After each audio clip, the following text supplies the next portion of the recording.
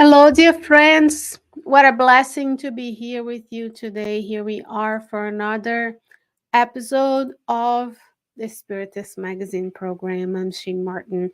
It's always a blessing and an honor to be with you. And today we'll talk about our affective field. We have a brief meeting with the blessed spirit Meimei, and the psychography is by the medium Francisco Candido Xavier. Remember, you can always reach, access all of the issues of the magazine, including links to the app, links to the Facebook page, to the donation page, about us, contact form, all by visiting spiritistmagazine.org. Thank you so very much for giving me your attention, your time at this moment. Every Tuesday evening, we are together. And today we'll be talking about our affective field. This is from issue 53 of the Spiritist magazine. What a beautiful cover that we have here. It was published a couple of years ago, but it's still relevant as we are moving through, at least here in the United States, through Thanksgiving season and then Christmas. We want to see how we present ourselves in the world. More important than knowing all of these is how you and I apply these teachings to our daily lives. And of course, sharing is caring. So if you are kind enough to share this with someone, to like, subscribe, follow, all the good stuff, so these teachings can reach more people and benefit all of us on the earth as well. So here you have issue 53. I always like to remind everyone the structure of the magazine is 100% volunteer enterprise. Everything that you see from the translators, the editor-in-chief, the graphic designers, it's all about giving, all about making our talents useful, being a good instrument of God in the world. So I'm going to scroll all the way towards the middle of the magazine, and this is the article by Meimei. It's titled Our Affective Field. Did you know that we have a field where we can interact with others? We may not see or perceive it, but it's there. There's a manner in which we show up in the world. For example, in the book Calmness by Manuel, we have one article that specifically talks about voice, as the voice being your sound portrait, how you talk, how you intone, what tone of voice, volume, how we present ourselves, what kind of words do we look, all of that makes part of how we present ourselves and interact with one another, most importantly, how we can affect one another. So today the meeting is with Meimei.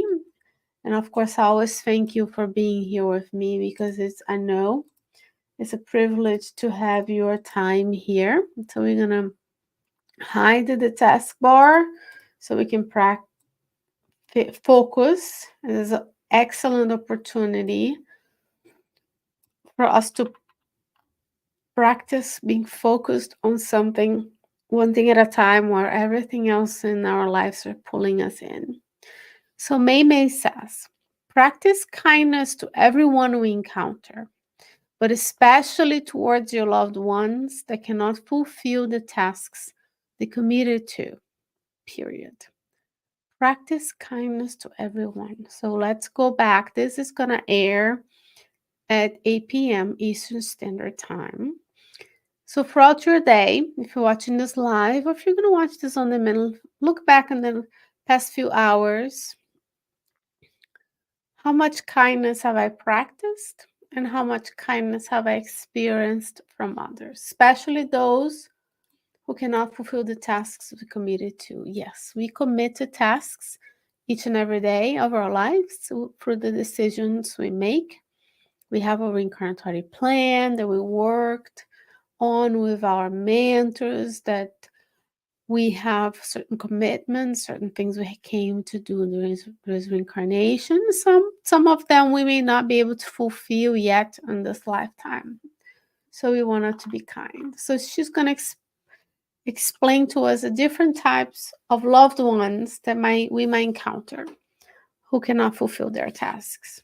So she says, this friend resisted for a long time a certain type of temptation. Who does not have temptations, right? However, without the strength to guard the warnings of the conscience, this friend entered a long maze of remorse of which he did not know how to find a way out. So what kind of friends do we have in our lives? So even ourselves who are facing temptations and are trying to resist them,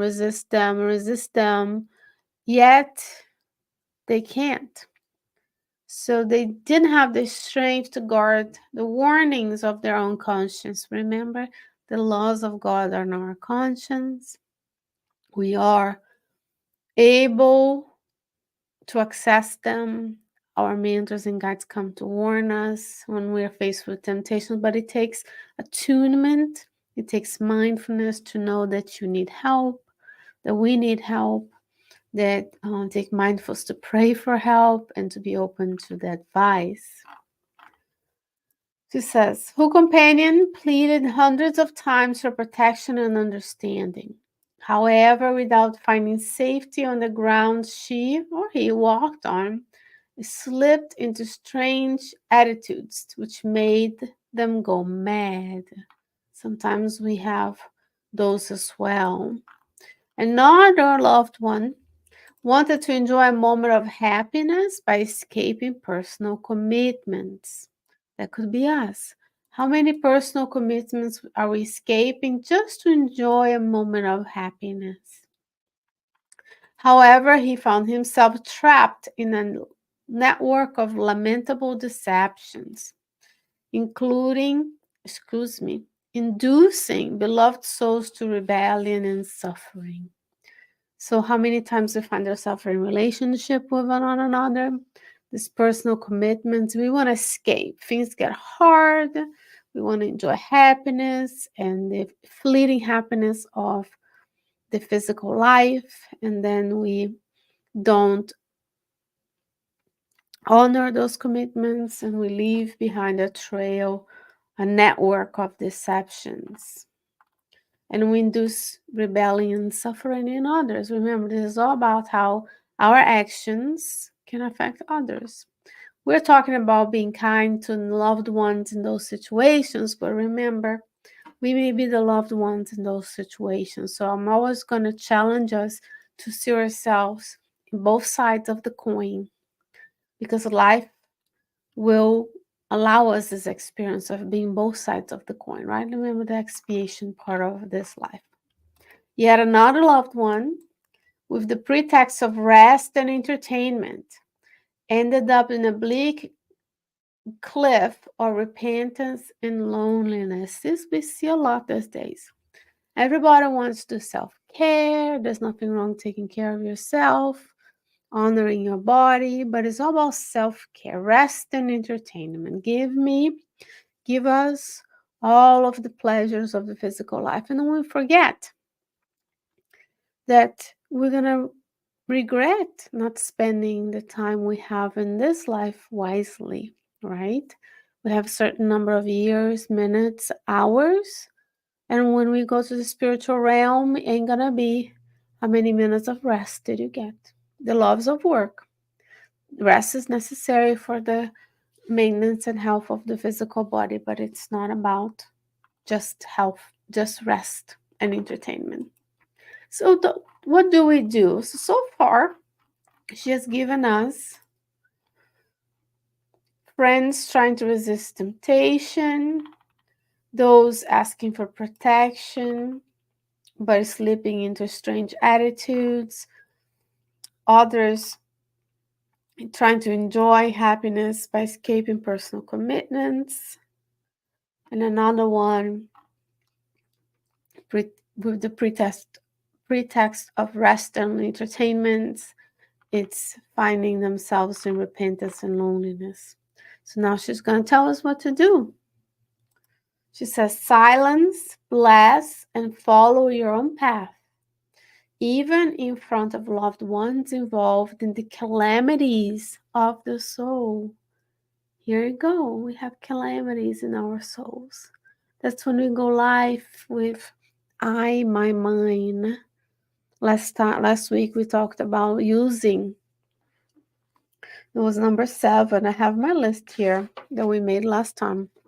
It was number 7, using less I, my mind, and using ours, helping others, serving not just our family, all in humanity.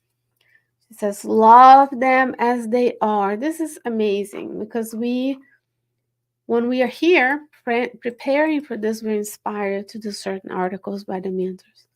And then we pick something. And what are we celebrating this coming weekend, Thanksgiving? Where our loved ones who will be around us, and those are the loved ones who may be going into different paths. So she's giving us a reminder of what to do. Love them as they are. That's hard, right? Because we want people to succeed.